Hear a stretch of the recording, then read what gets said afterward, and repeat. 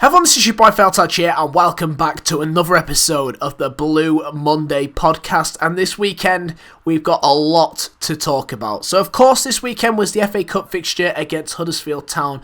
It was the most drabbest, boring game of football I think I've watched it in a very, very long time. Of course, it was a 0-0 result, which means it's going to be going to a replay next Wednesday or Tuesday. I think it may be a Wednesday, I'm not too sure, don't quote me on that.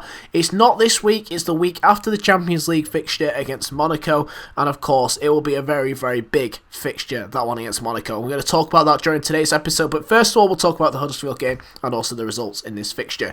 So it was a very, very dull game. Nothing really happened of much mention. Aguero probably had the best chances in the game, but very, very little happened. Now, Huddersfield had a goal disallowed in the game, which was rightly ruled out for offside. The player was stood right in front of the goalkeeper in Bravo, and it was quite clearly an offside decision. And for once, the linesman actually gave it. Fair play to Anthony Taylor. He actually helped City out for once, which is a minor miracle in itself. Now, the players in the game, the team we started off with, I expected us to make changes, but the changes we made were very, very poor, and especially the formation and the players we went out with. So in goal, Bravo, fair enough. I think he had a decent game for once. I don't really usually say that a lot, but he made a good little save from a free kick, was composed, his passing was fairly decent again. If he can get his confidence back, I really do not doubt the fact that he can potentially reach the heights of where he was at Barcelona in previous seasons, and also Real Sociedad and the World Cup and all these things before it, where he has shown his quality.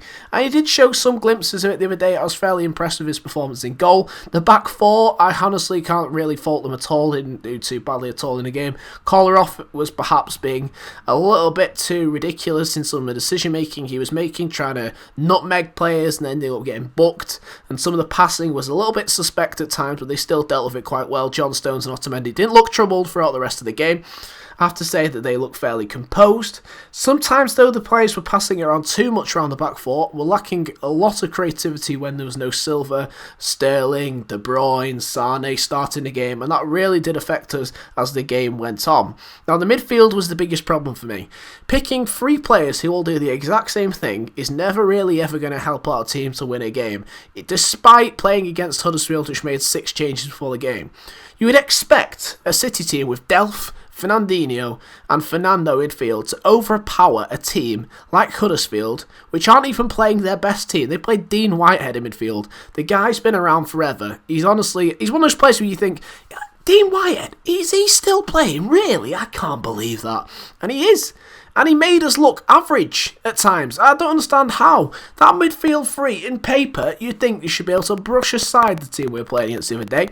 But the problem was, they all do the same thing. They're all very good at passing it backwards and sideways. Fernandinho, as much as I love him, he really is a good scrapper in a team. He's good at winning the ball, but when you've got possession, you've got to create stuff. That's where he somehow lets himself down at times. And he wasn't really helped by the players around him. I mean, Fernando is a good player.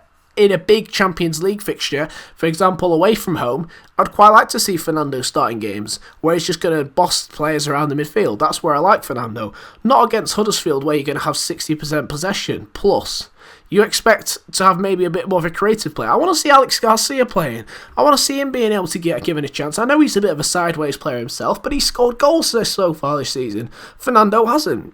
And Delph, I mean, the guy's barely played for us in his 2 seasons at City now. And when I first saw him join City, I was fairly happy. And at times, he's looked okay. I mean, he scored in a game which I went to earlier on in the season.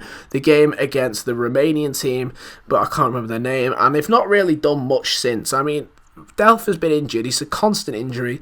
At the moment, the only reason why I can really see the reason why he's in our team is because he's a good bit of banter to Aston Villa fans, which is always good, especially when you live in Birmingham like myself, because you can always have a bit of banter with the Birmingham the Brummies over that. And on top of that, I mean, he's a homegrown player, I suppose. He goes down as an English player, but he's not really adding much quality to the City squad. And I think it's really highlighted, perhaps, that he needs to go in the summer. He's not really a Manchester City player, but he's not really of the quality of the Silvers and so on and so forth. I mean, you do think, well, I've seen Nasri this season performing in Sevilla. He's been superb for them this season, until he went and had his interesting incident with the drip doctors. over in America, but still, he's been a fairly decent player this year for Sevilla. And you think, well, it'd be lovely to have that strength and depth back again as next City next season. I'd love to see that. He might even go down as a homegrown player. I don't know. I don't know the regulations on that, but he could be an interesting player because he did come over to England when he was fairly young to Arsenal. But nonetheless, I would love to see people like Nasri back instead of people like Delph, because we got so many people who all do the same thing in midfield. And then the wingers. Oh, Jesus, the wingers. Oh, I know Nolito's not played in a while, but I'd expect him to be putting in a much, much better shift than he did the other day. He looks slow, devoid of ideas, he's shooting from anywhere and everywhere, and fair enough, he's not played in a while. He's not really had the opportunity, but when he did get the ball, he wasn't doing enough with it. He wasn't releasing it at the right times, he wasn't getting in the right areas of the pitch. The last time I've seen him play was against Leicester City, and he came off the bench in that game and scored a goal in a very, very shocking Manchester City team that day. But again, I just don't know what happened. It's just, the wingers, he's very much like Navas. He's very, very so easy to read. Sterling and Sané are much more difficult to read if you're a left back, right back, which I used to play myself. If you play against a guy who doesn't really always guarantee to go on his one foot. I mean, Nolito plays left wing, but he's right footed. Very, very one footed. And isn't quick, so he's not able to beat players. You'd expect him to maybe have a few tricks in his locker, but he doesn't really have anything. So when he came up yesterday against Martin Carini, former Blackburn, Barnsley and so on and so forth, you'd still think Nolito's going to have this guy on toast. £13 million he cost, let's not forget. And he just looked devoid of ideas, perhaps a little unfit as well. And on the right hand side it was similar. I mean, Navas, I usually criticise him quite a lot. And, you know, I think a lot of the time it's fair enough. I think he's not going to be at City next season. His contract runs out at the end of the year and Sevilla are after him. And you know what? Just sell him. Just get rid of him straight away. Because he's not good enough, really, for the Premier League and English football. He's meant to be quick. I'm still yet to be convinced of it for the last 2-3 seasons. He's not really been a very creative option. He can't score goals, bless his heart. He nearly scored at the weekend. It was blocked off the line, of course, by Hudson, the centre-half for Huddersfield. But it was a poor performance from him. He put in one really good ball, though. That's the only positive I can say about Navas. And the rest of the strikers weren't willing to gamble. Because, I wouldn't be surprised. You know, if I was a striker and I've got my winger whipping balls in down the right hand side every single week and they're always coming in behind, over the top of you, never to exactly where you want it, I would be not willing to gamble most of the time. And the one time he put a really good ball in, no one was on the end of it. And then finally, Sergio Aguero, the man up top. As much as I would love to rip into him, I don't think I'm that sort of person. I will back Aguero for a lot of things. At the weekend, he was not very composed. He looked like a player who's sort of not played too much recently. Perhaps a little devoid of confidence after being dropped instead of Gabriel Jesus. But this guy's the main man now to the end of the season. He's got to take on the responsibility of driving City through in the biggest games coming up. I would like to be proven wrong and think that he still is good enough to play for City. But the weekend, his work ethic was atrocious. He wasn't willing to run around, though. You never know, Pep might have said, you know what, don't run around too much. You know, you're playing on Tuesday against Monaco. I don't want you to get too involved, sunshine. But then he had chances. You know, he had a good chance where the keeper came rushing off his line and bottled it. He had another one. He put in a nice little ball through to Delph, who probably should have done a bit better. But sometimes I think, is it the players around him which aren't really helping him? He had to drop so deep in the second half because the players around him were so poor that I really can't see, I can't blame him a little too much when the players around him weren't giving him options, weren't helping create stuff. I know, it's a little bit disappointing from Aguero's perspective. I think he should do better in these sort of games, and I am disappointed we've had to take this game through to a replay, because we are going to have to play a lot of games this season at this rate. We're still in the Champions League at the stage of the next fixture. It's another FA Cup game, and you know what? If we get through, we could be playing a fairly decent team. All the big teams are so far through in this competition. I'm recording this at about 3 o'clock on the Sunday. So all the big teams are so far through. I mean, you've still got the Arsenal game. Tottenham are still currently playing at the moment. And Leicester City, of course, were knocked out against Millwall. And, of course, Lincoln were through as well. So it could be an interesting draw if we could potentially get through against Huddersfield. There's still some big teams and some small teams to play against. You never know. You could be finding yourself in the semi-final of the FA Cup in next to no time if we do beat Huddersfield at home.